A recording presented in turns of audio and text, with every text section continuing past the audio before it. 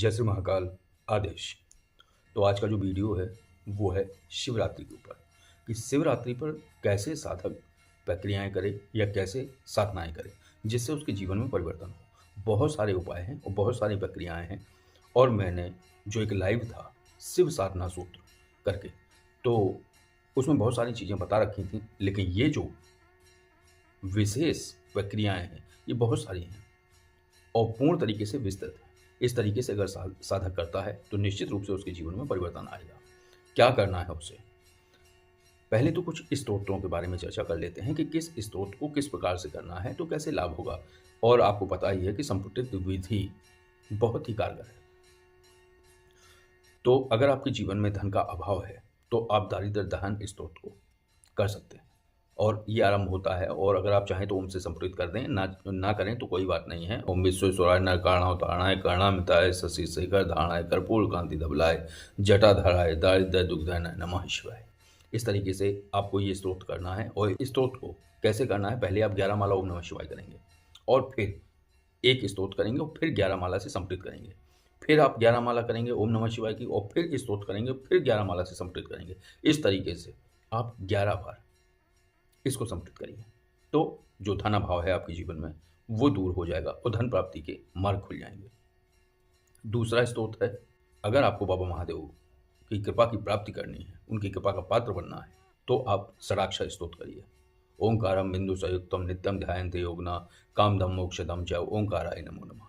ये स्तोत्र बड़ा है, लेकिन इसको आप करेंगे तो ठीक वैसे ही करना है। 11 माला ओम नमः शिवाय, फिर स्तोत्र, फिर 11 माला ओम नमः शिवाय। इस तरीके से 11 बार इसको करिए। निश्चित रूप से बाबा की कृपा आप पर होगी। और ध्यान, योग, वैराग्य अगर व्यक्ति को प्राप्त करना है तो उसे पंचाक्षर स्तोत्र का जाप करना होगा, पंचाक्षर स्तोत्र का पाठ करना होगा। 11 माला ओम नमः शिवाय, फिर पंचाक्षर स्तोत्र, फिर 11 माला ओम नमः शिवाय। इस तरीके से 11 बार करिए। लेकिन ये जो स्तोत्र बताए जा रहे हैं ये कब करने हैं? पहले शिव जी की आराधना करनी है। सबसे पहले अपने सभी 9 ग्रह जो व्यक्ति के जीवन को प्रभावित करते हैं, उसका भाग्योदय भी करते हैं और उसके जीवन में दुर्भाग्य भी प्रकट करते हैं। तो सबसे पहले आपको एक प्रक्रिया करनी है जिससे सभी ग्रह आपके अनुकूल हो जाए।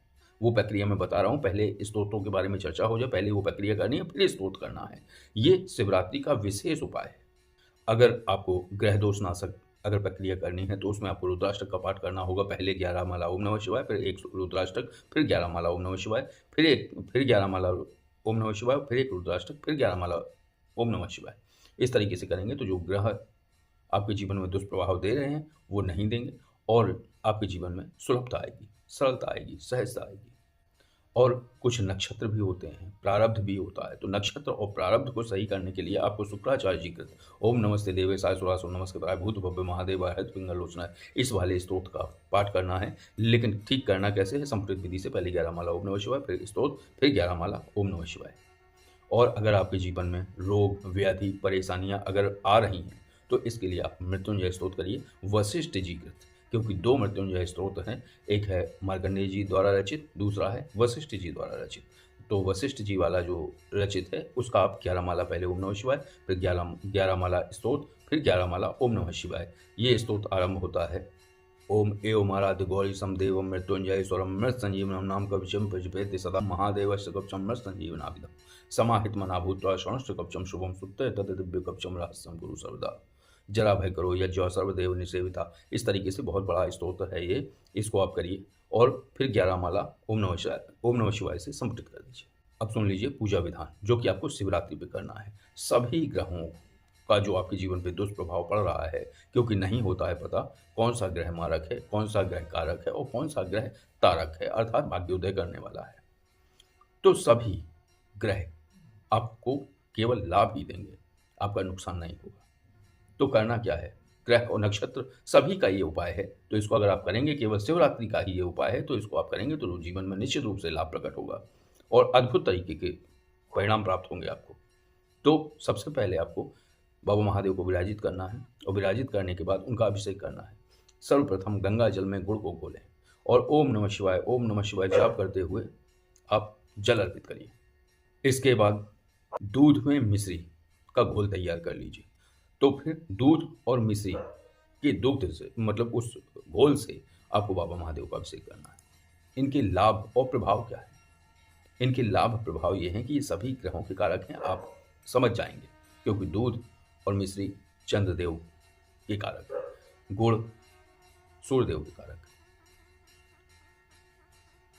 फिर तीसरी बार अभिषेक आपको किन वस्तुओं से करना है? तीसरी बार करना है आपको, रात में आप मूँग दाल भिगो दीजिए, आज ही रात मूँग दाल डाल दीजिए किसी में पात्र में, और वो सुबह फिर ये चढ़ानी है। जाप ओम नमः शिवाय का चलता रहे। फिर ये चढ़ाइए, प्रणाम करिए। प्रणाम करने के बाद फिर आपको भीगी हुई चने की दाल, फिर वो चढ़ानी है। फिर मैं लाभ बताऊँगा क्या-क्या लाभ होते हैं इनसे। फिर इसके बाद आपको चावल, जो कि कच्चे चावल हैं, वो चढ़ाने हैं। फिर इसके बाद आपको काले तिल अर्पित करने हैं। फिर इसके बाद आपको उड़द दाल अर्पित करनी है। फिर इसके बाद अंत में आपको जौ अर्पित करने हैं। तो ये अर्पित करने के बाद होता क्या है कि जब आप गुड़ और गंगा जल का घोल चढ़ाएँगे, उससे आपको क्या प्राप्त होगा? ओज, मान, सम्मान, यश आदि ये प्राप्त होगा। और जब आप मिश्री और दुग्ध चढ़ाएँगे, तो आपको अचल संपत्ति और संतानों का उज्ज्वल भविष्य आपको प्राप्त होगा। आपकी जो संतति है, वो स्वतः ही आगे बढ़ती चली जाएगी। उनके भविष्य के लिए आपको चिंतित नहीं होना होगा। और जब आप मूँग दाल अर्पित करेंगे, तो उससे आपको आपके जीवन में जो आप सृजनात्मक या आप योजनाबद्ध तरीके से काम करते हैं, लेकिन वो पूरे नहीं होते हैं। लेकिन जो योजना के अंतर्गत आने वाले आपके कार्य हैं, जो आपने आगामी भविष्य के लिए जो योजना तैयार कर रखी है, वो स्वतः ही फलित होना शुरू हो जाएंगे। वो आपके सभी कार्य बनना शुरू हो जाएंगे क्रमबद्ध तरीके से, और सभी प्रकार की मनोकामनाओं की पूर्ति होगी। और जब आप चने की दाल चढ़ाएंगे, तो चने की दाल अर्पित करने पर आपको देव कृपा और शुभ लाभ प्राप्त होगा। और जब आप मसूर की दाल अर्पित करेंगे, मसूर की दाल से अभिषेक करेंगे, उससे कर्ज मुक्ति, बुद्धि, बल और भाग्योदय प्राप्त होगा। और जब आप चावल अर्पित करेंगे, तो भौतिक सुख, घर, वाहन और पत्नी सुख प्राप्त होगा। काले तिल से पापनाश होता है। जब आप काले तिल अर्पित करेंगे, तो पापनाश, हालांकि ये सुनने में थोड़ा सा अलग लगता है। पापनाश कौन से पाप किए हैं? क्या होता है, शनिदेव तभी दंडित करते हैं व्यक्ति को, वो 7.5 ज़्यादा प्रभाव देती है, व्यक्ति घुटनों पे आ जाता है। उसका कारण है शनिदेव है न्यायाधीश। जिसने जितने पाप किए हैं या पाप कर्म पिछले जन्म के उसके जीवन में प्रकट हो रहे हैं, तभी वो उतनी ही भयंकरता से दंडित होगा। तो काले तिल अर्पित करने से ये शनिदेव का प्रतीक है, तो इससे पापनाश होते हैं। उड़द, हाँ, और काले तिल अकेले शनिदेव के भी कारक नहीं है, राहु देव भी इससे जो है शांत हो जाते हैं। और उड़द से भी शनिदेव की कृपा प्राप्त होती है साधक को। तो उड़द अगर आप शिवलिंग पर अर्पित कर रहे हैं, अभिषेक कर रहे हैं, तो निश्चित रूप से शनिदेव की कृपा आपको प्राप्त होगी। और जब आप जौ अर्पित कर रहे हैं, तो जौ अर्पित करने से आपको क्या लाभ होगा? जो आपके जीवन में स्थायी रूप से जो संकट, जो परेशानियां स्थायी रूप से घर कर गई हैं, उन सब का निवारण हो जाएगा। तो जब आप गंगा जल में गुड़ मिला के आप अर्पित करेंगे, तो ये सूर्यदेव का प्रतीक है। जब आप दूध में मिश्री मिलाकर अर्पित करेंगे, ये चंद्रदेव का प्रतीक है। जब आप मसूर की दाल अर्पित करेंगे, तो ये मंगल देव का प्रतीक है। और जब आप मूंग दाल अर्पित करेंगे, तो गणपति जी की कृपा और बुद्ध देव की कृपा भी आपको प्राप्त होगी। और जब आप चने की दाल अर्पित करेंगे, तो बृहस्पति देव जी की कृपा प्राप्त होगी। और जब आप चावल अर्पित करेंगे, तो शुक्रदेव की कृपा प्राप्त होगी। काले तिल से आपको शनिदेव की और राहु देव की कृपा प्राप्त होगी। उड़द से आपको शनिदेव की और जौ से आपको केतु की कृपा प्राप्त होगी। तो इस तरीके से, क्योंकि आपने देखा होगा कि जब भी रुद्राभिषेक होता है, तो सप्त अनाज, सप्त धान्य बाबा महादेव पर अर्पित किया जाता है। क्योंकि बात यह है कि जब व्यक्ति के मन में जब वो क्रिया कर रहा होता है, तो एक ही मनोकामना होती है, लेकिन उसके अंतर्मन में, उसके व्यक्तिगत जीवन में और कौन कौन सी आकांक्षाएं हैं, इसलिए सप्त अनाज जो है बाबा महादेव के ऊपर यानी शिवलिंग पर अर्पित किया जाता है। अब जिन जिन लोगों ने विस्तृत रूप से रुद्री पाठ करते हुए अभिषेक किया होगा, तो जिन पंडित जी ने कराया होगा, उन्होंने लास्ट में सप्त धान्य यानी सप्त अनाज, 7 अनाजों का शिवलिंग के ऊपर अर्पित कराया होगा। तो इससे बहुत लाभ होता है जीवन में।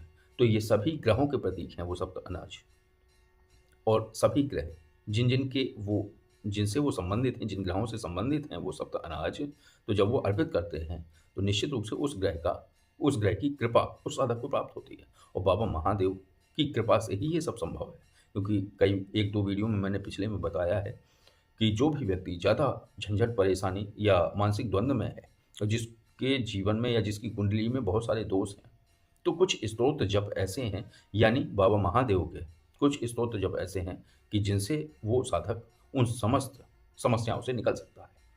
तो ये जो वीडियो था बहुत जल्दी में बनाया गया है, और इसमें एक तरीके से बहुत सारी चीज़ें बता दी गई हैं कि अगर आप करना चाहें, जीवन में बदलाव लाना चाहें, तो ये बहुत सटीक उपाय है और बहुत सटीक प्रक्रिया है। इसको करने के बाद आप निश्चित रूप से अपने जीवन में परिवर्तन लाएँगे।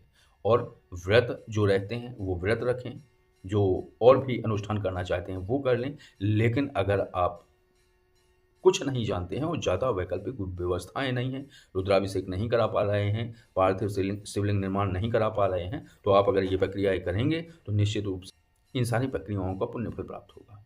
अगर आपके जीवन में धन अभाव है तो दारिद्र्य दहन स्तोत्र का संपुटित करके पाठ करिए। 11 पाठ अगर आप और ज़्यादा कर सकते हैं तो अति उत्तम है। और अगर आपके जीवन में रोग व्याधि आदि प्रकट हो रहे हैं तो मृत्युंजय स्तोत्र का जाप करिए। अगर आप बाबा की कृपा और भक्ति प्राप्त करना चाहते हैं तो फिर आप पंचाक्षरी या षडाक्षर स्तोत्र का जाप करिए। अगर आप ग्रहों का दुष्प्रभाव दूर करना चाहते हैं तो रुद्राष्टक का पाठ करिए।